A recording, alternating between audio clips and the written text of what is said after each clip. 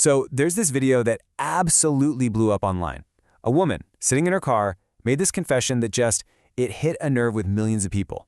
Today, we're going to dive into a pretty popular theory that tries to explain what's really going on under the surface of modern dating and maybe get to the bottom of why so many people feel, well, emotionally numb.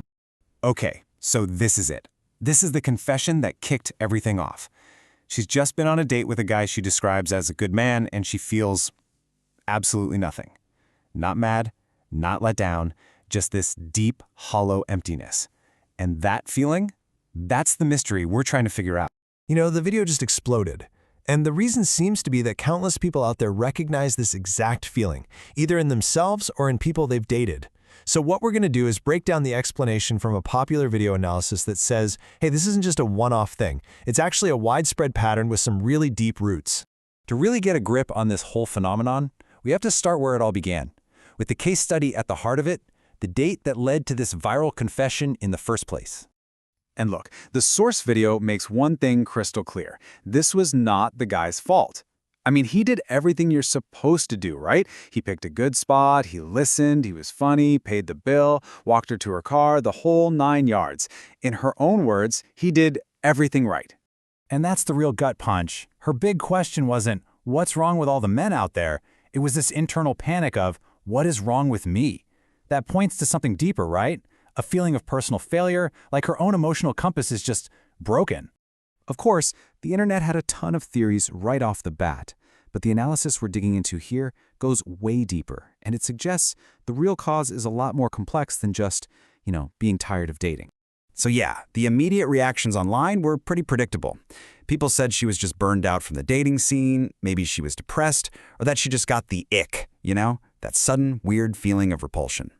But the analysis we're following says those are just the symptoms, not the actual disease. This right here, this gets to the heart of the diagnosis. The idea is that it's not about a lack of good men to date, it's about a lack of internal capacity to connect. It's like she's showing up to every date already in an emotional deficit, with nothing left to give. All right, so this is where the theory takes a bit of a controversial turn. The idea being put forward is that a decade or so of swimming in the modern dating pool can actually, on a chemical level, rewire your entire nervous system. Yeah, you heard that right. Now this is super interesting. The analysis draws this stark contrast, arguing that dating priorities have totally shifted.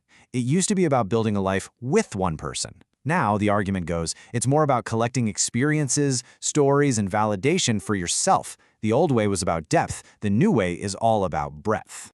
The argument here is simple but really powerful. Practice makes permanent. The theory is that years of these high-intensity, low-commitment situationships basically train your brain to crave the drama. It gets so used to the highs and lows of things never quite settling that stability starts to feel, well, boring. And that's the crucial point. So when a genuinely healthy, calm, stable person comes along, her body just doesn't recognize it as attraction. Her nervous system has been trained to light up for adrenaline and chaos, not for peace and safety. It just feels flat, unexciting, empty. Okay, so on top of this whole nervous system rewiring, the source brings in another huge factor: the ghost of relationships past. Specifically, those really intense ones that just seem to linger. This concept, sometimes called the alpha widow effect, is pretty central to the whole theory.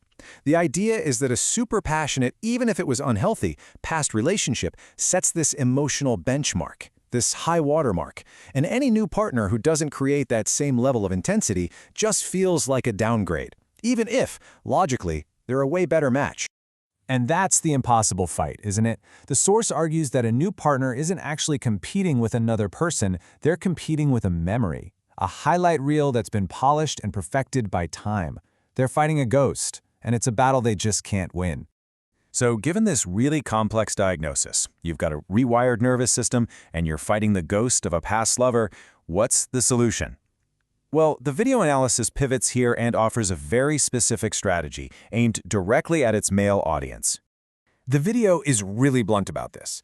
It basically says that trying to save someone, trying to love them harder, to break through their numbness, it's a losing game. It'll just completely drain the guy who's trying. The work, it argues, has to be done by the individual who's feeling numb. So instead of trying to fix a partner, the whole idea is to build your own life up to be so solid, so fulfilling, that you're not coming from a place of neediness. You're operating from a position of choice. The focus completely shifts, you know? It goes from looking for validation outside yourself to building that strength from within. And this strategy, if you follow it, is meant to fundamentally change a man's entire mindset when it comes to dating. Let's take a look at how that actually plays out. This slide just nails the shift perfectly. It's about moving away from seeking validation, always asking, am I good enough for her? And moving toward exercising your own judgment. Asking things like, is she actually a good fit for the life I'm trying to build?